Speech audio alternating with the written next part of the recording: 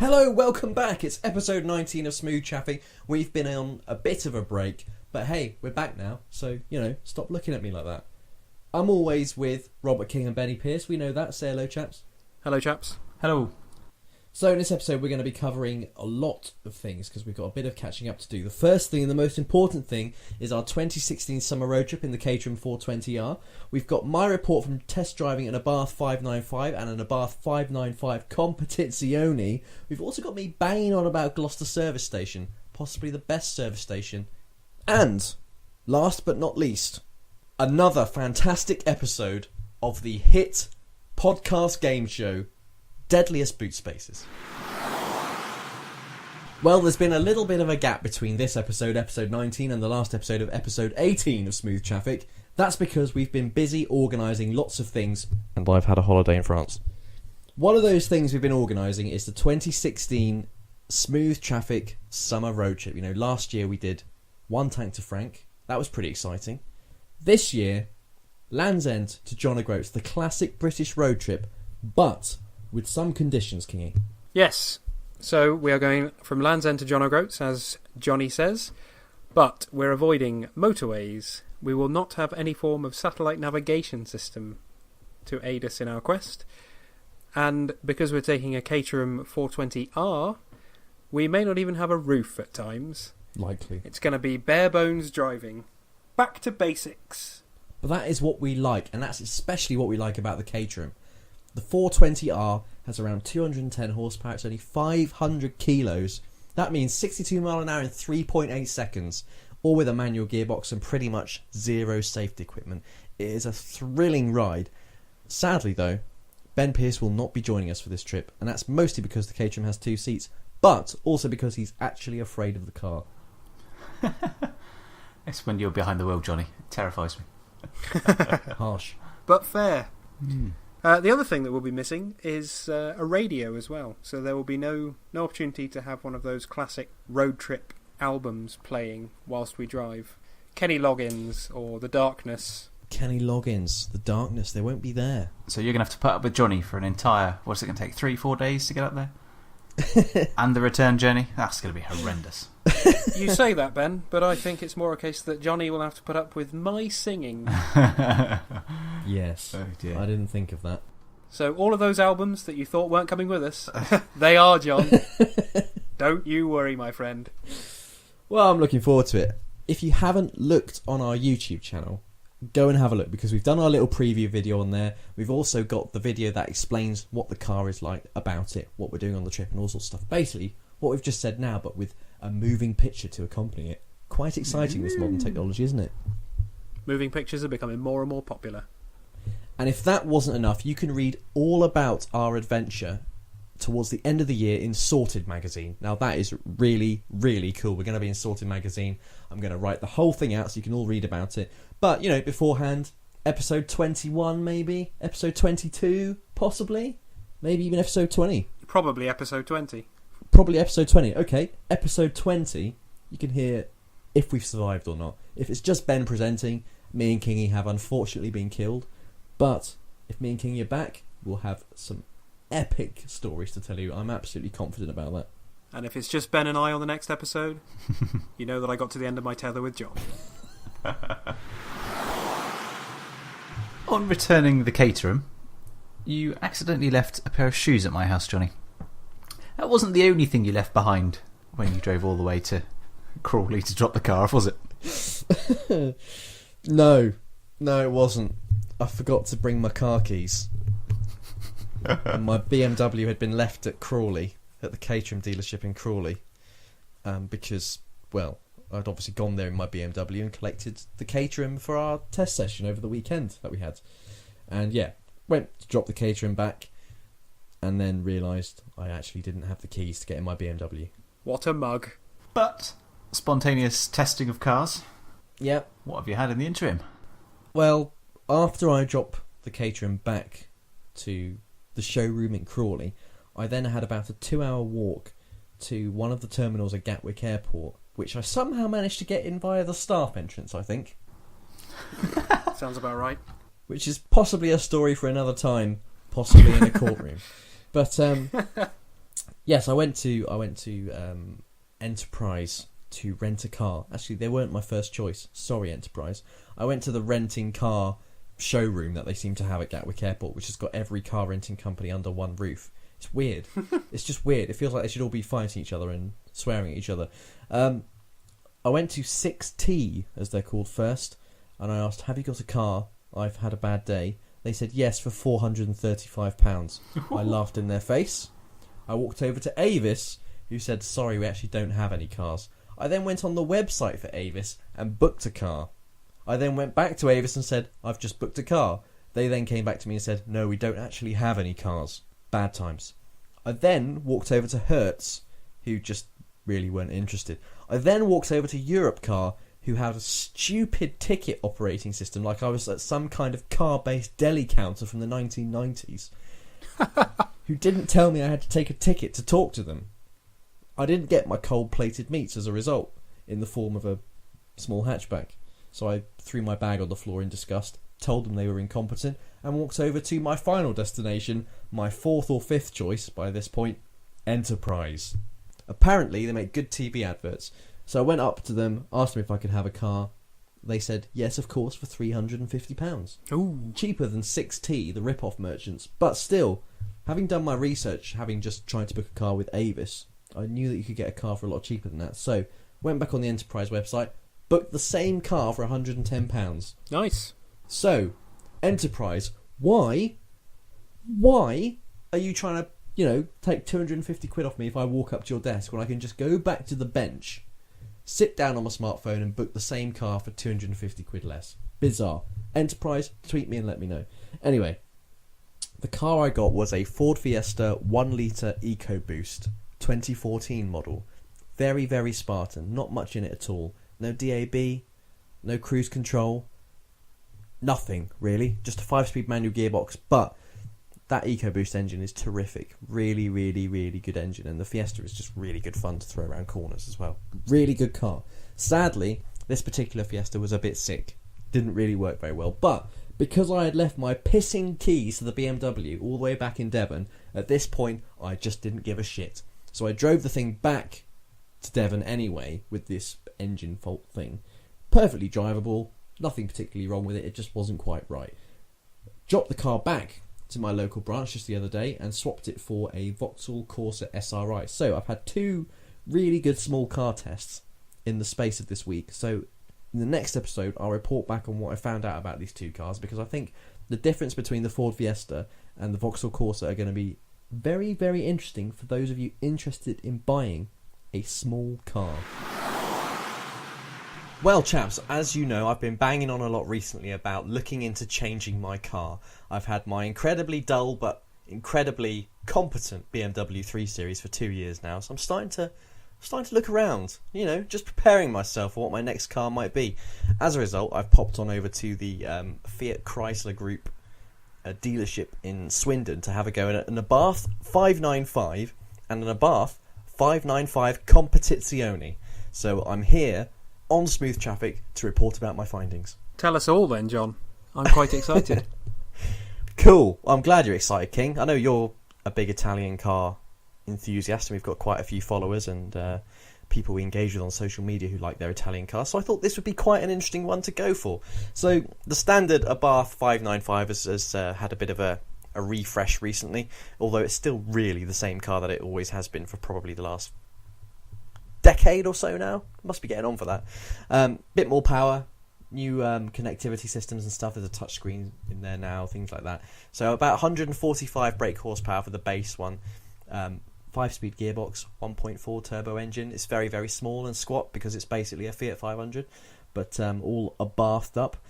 Very, very good actually. I was quite impressed with it. It's not as precise or as fun as perhaps the Fiesta EcoBoost with the 1 litre engine, which has a sort of similar power.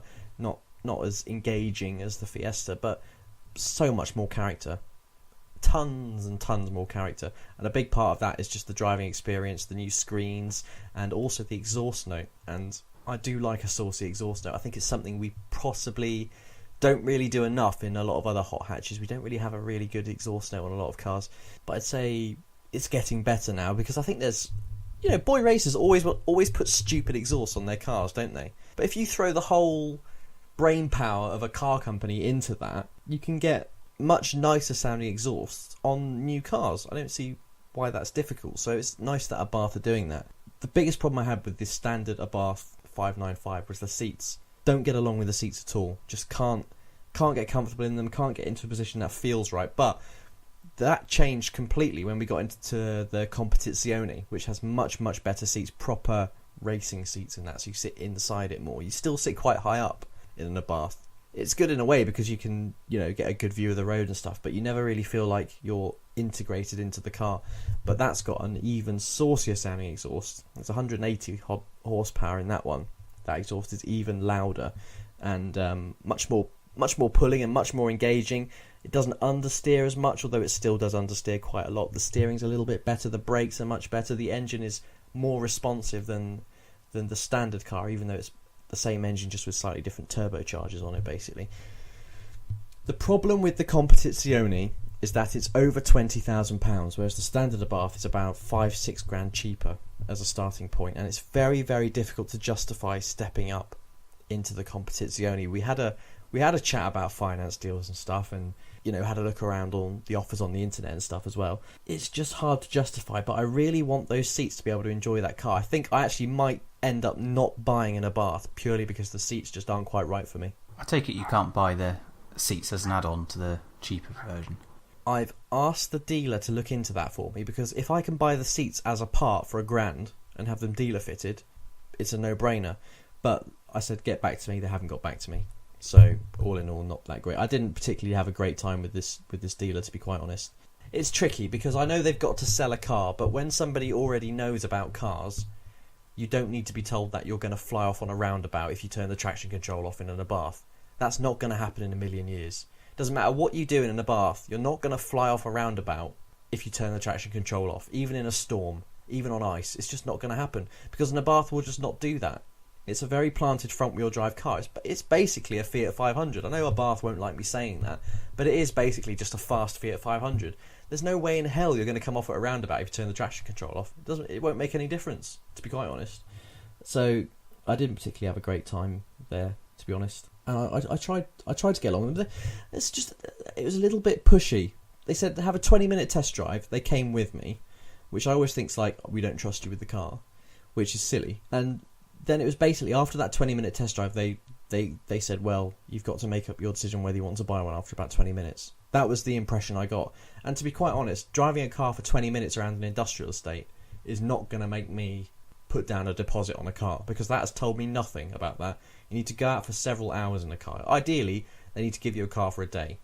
And I know that's not always possible in a dealership, but there's no reason to say why they can't book that in the future. I know for a fact the Competizione was out the day before, so somebody had that all day the day before. They just didn't want to give me that car for the day to see if I could get used to it. Strange.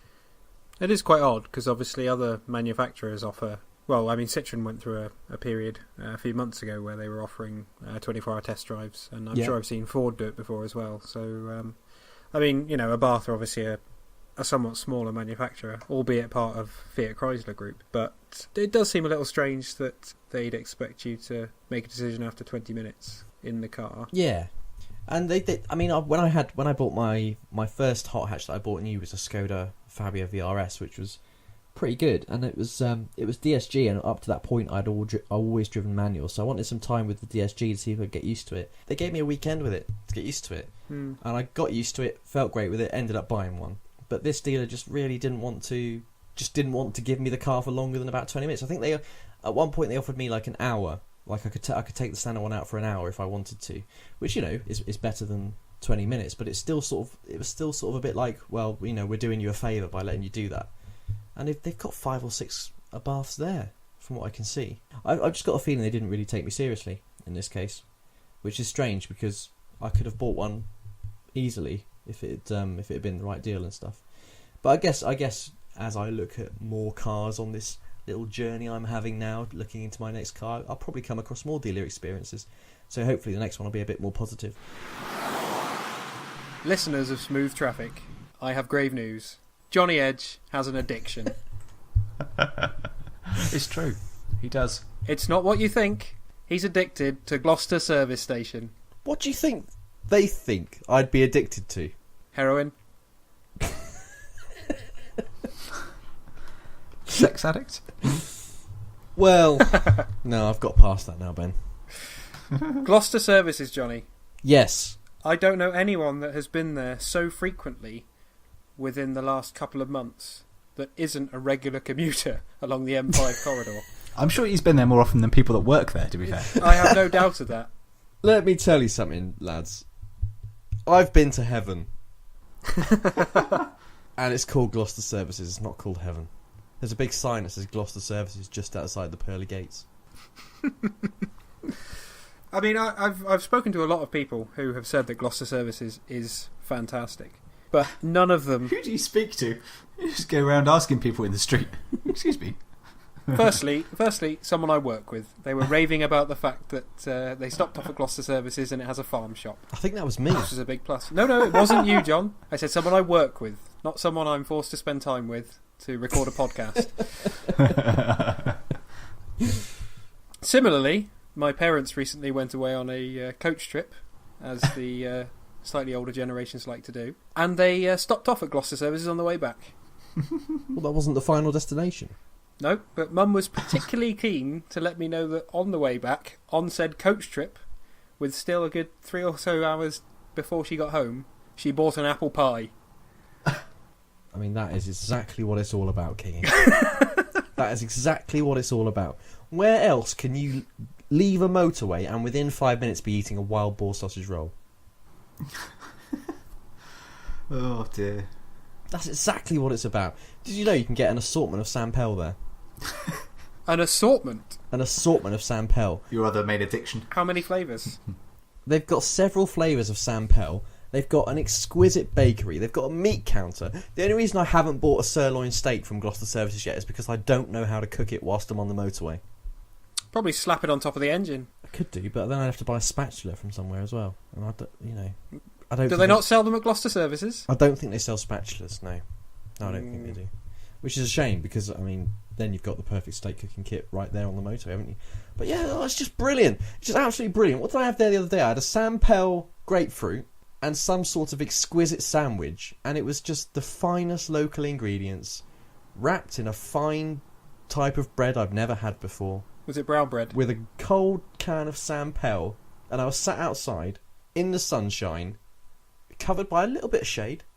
Just a little bit of shade, so I still got a bit of the sun, but mostly wasn't sweating. And I was just thinking, this is the best place I have ever been to that is right next to a motorway. How were the toilets? Oh, let me tell you, Ben, the toilets. The toilets are a different class. You walk into the toilets and it's like walking onto the Starship Enterprise. It is high tech. The only thing they haven't got is the doors that when you go in they open and go. That hasn't happened yet. But I'm pretty sure that if we keep popularising Gloucester Services, very soon they will install them. They've got the Dyson Airblade hand dryers, Ooh, I do like those. Yeah, they're fantastic. But yeah, I mean, the toilets they're so classy. You get warm water coming out the taps, not cold water covered in mould like you do in some service stations near France. It's just different class. Even the sinks are not normal sinks. It's not a normal sink. It's like a big flat tray. Did you go in the urinal to wash your hands? I mean, I may have done. It's so high tech in there. I don't know how I'd tell the difference, to be quite honest. But no, it's just absolutely stunning. There's like a restaurant in there as well. There's a place like out the back that you can sit amongst the flowers and the other wildlife in Gloucestershire, which I don't know what it is, to be honest. The staff are really friendly. They all wear aprons, so you're in a respectable premises. And everyone's just lovely, and they even retweet me sometimes. And you know what? That's the sign of a good company. Well, I will say, John, that Gloucester Services is not the only service station on the UK motorway network with a farm shop. You what, mate? Yeah, that's right. So anyone who's blown away by John's descriptions of Gloucester Services, the company that own them also own T-Bay Services, which is on the M6 up in Cumbria. They also have farm shops because, as I say, it's owned by the same company. So, independent farm shops. If you're from the north, pop in there. Let us know if it's as good as Gloucester Services is. Kingy? Yeah. Aren't we going past Cumbria on the way up to John O'Groats? Yeah, it's on the motorway though, John. Maybe on the way back. Now we're talking. We can go and give T-Bay a spin, and then we can go and test Gloucester Services again on the way back down. We could be like the food critics. We could be like the master chefs of service stations. We could go around looking down on people who have poor quality service stations. Where was that one we went to that time? You know, the one with all the poo. Folkestone.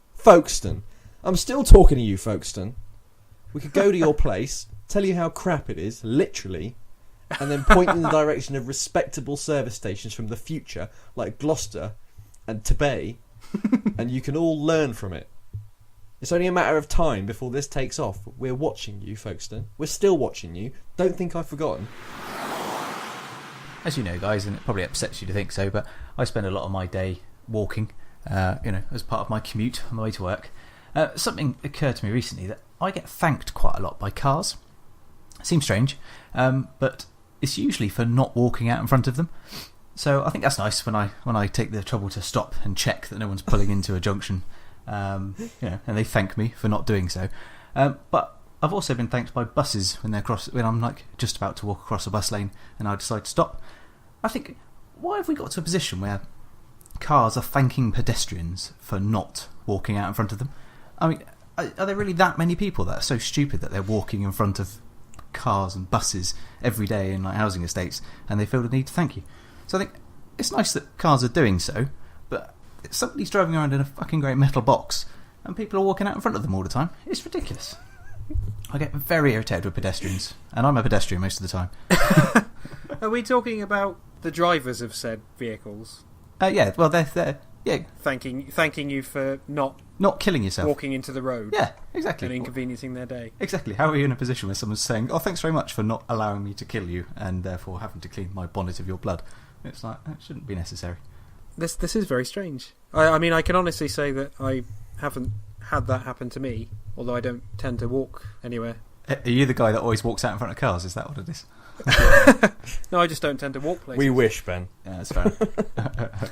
We try to push him sometimes. Yeah. It's a bit strange. So yeah, I say part of me thinks actually it's nice that they've taken the trouble to say thank you, but at the same time, for not walking out in front of a car, it should be something you're thanked for. That should be just common sense. But pedestrians on the road are the biggest worry, aren't they? Could these possibly be people that you know, Ben, but you've forgotten about? That they're just saying hello, and I'm just saying, "What the hell are you waving at me?" Yeah. No. How many bus drivers do you think Ben knows? Well, he does take a lot of public transport, doesn't he? True. Do you know what? I take a lot of public transport, but I hardly ever get a bus. I can't remember the last time I got a bus. I mean, that's good. Apart from on the continent. Buses are terrible. Yeah, I don't like buses. There's just no excuse for buses whatsoever. They are the worst form of public transport. And in my area, there's never anyone on the bus. That's the ridiculous thing. You see these buses driving around with nobody on them, and you think they've got their own lane, and they're burning loads of diesel and polluting the air, but there's nobody on it. I don't know what time of the day people get on these buses, because at sort of peak commuter time, there's no one on a bus. When do people get buses? I don't understand. No wonder the drivers are thanking you for not stepping into the road. They're just happy to see someone. Yeah. Maybe they're trying to get Ben to get on. Like, oh, hello. That's it. Come and get on the bus. Come and talk to me. But it's a strange old thing. I mean, I think, as I say, it's nice that they do it, but at the same time, pedestrians are a problem. And when you drive, sometimes you look at someone and you think he's going to step out in front, and inevitably they do. And it's a shame.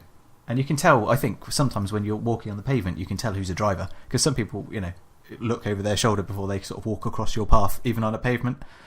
That is exactly it, Ben. You know if someone's a driver because they have a little look over their shoulder.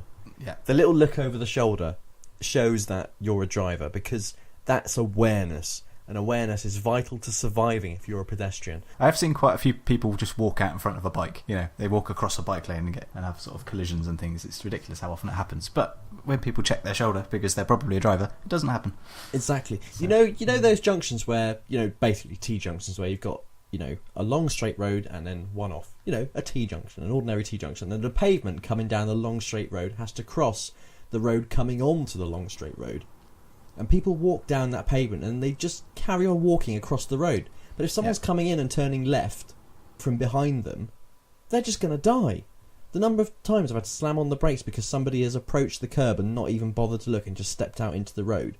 Normally because they're listening to some hot new Kanye West album on their iPod, or normally because they're playing Pokemon crap. Now we're getting topical. Let's backtrack. But it's true though, and if that person did stop, you'd have thanked them, wouldn't you, Johnny? Rather than killing them. No. Now, a lot of people say Who Wants to Be a Millionaire is the greatest game show of all time. What I say to that is no! No, it isn't! The greatest game show of all time is Deadliest Boot Spaces with me, Jonny Edge. Deadliest Boot Spaces. Today, we're looking at 2 more deadly boot spaces. If you don't know already, 6 litres of water when drunk is enough to kill you. So with that in mind, just how deadly are the boot spaces of the Toyota Aygo and the Peugeot 108? Ooh. Ooh. Oh, this takes me back to our first game of Deadly Boot Spaces. Oh, the glory days of deadly boot spaces, before all the hipsters jumped on board. Well, I can give you a clue on this one, lads. Okay. The Toyota Aygo and the Peugeot 108 are actually the same car. Okay. Actually the same they car. use the same chassis, do they? Yep, they were engineered together. The Citroen C1, the Toyota Aygo, and the Peugeot 108 are all the same, just badged up a bit different. But there is a difference in the boot space of the Toyota Aygo and the Peugeot 108. So does one maybe have a spare tyre and the other doesn't, or something, which takes up boot space? Well, Ben, as always, I have not done my research properly. All I've done is logged onto the internet and done a bit of a Google and found the litre capacity and then divided that by 6. That's all I do. This is the easiest game show in the world to prepare for. So yeah, Toyota Aygo, Peugeot 108, they're technically the same car, just badged up a bit different, priced a bit different, styled a bit different. And there is a difference in the boot capacity of them. But the question is, which one is the most deadly, or the deadliest? So I reckon the Toyota, on the basis that they're reliable and they probably don't need a spare wheel, whereas Peugeots fall apart, so you probably would want a spare tyre in the boot, taking up space. So I'm going Toyota. Ben Pearce, saucer of milk for Ben Pearce. Bitch, you absolute bitch, Ben. Kingy. I'm going to go Peugeot. I just think the same logic that I applied first time we played this game. I'm just picturing the Aygo, and it just doesn't. It's the same chassis. He's just told you that. I know it's the same chassis, but we're talking about physical, spatial dimensions within the car. Just because the chassis is the same, that doesn't mean the body is. Yeah, Peugeot. Peugeot for King. Toyota for Ben. Who will walk away with the grand prize? There's a prize. There might be in the future. There might be. I might buy you a hat or something. So the Toyota Aygo, Ben Pearce's selection there, has 168 litres of boot space, meaning it will kill you 28 times on the bounce. Many deaths. Many, many deaths. The Peugeot 108 has 196 litres of boot space, meaning it will kill you 32 times over.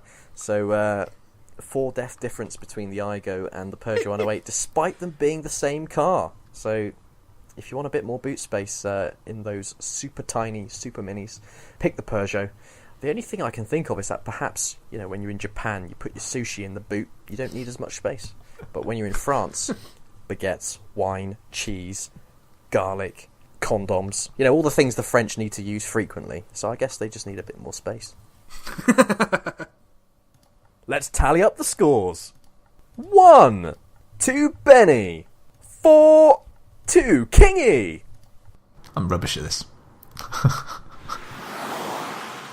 Right, this wraps up yet another episode of Smooth Traffic. Thank you ever so much for listening, downloading, tweeting. All of that stuff is going to be so important next week when you guys keep in touch, please. Follow us at Smooth Traffic, at The Jonny Edge, at Robert King ESQ. Don't bother following Ben because, to be quite honest, he's not going to be on the trip and he's not that important. How about that? Boo. How about that, Ben? Yeah, deal with it. Anyway, tweet us, stay in touch, and be prepared for some epic adventures from the Smooth Traffic Summer Road Trip 2016.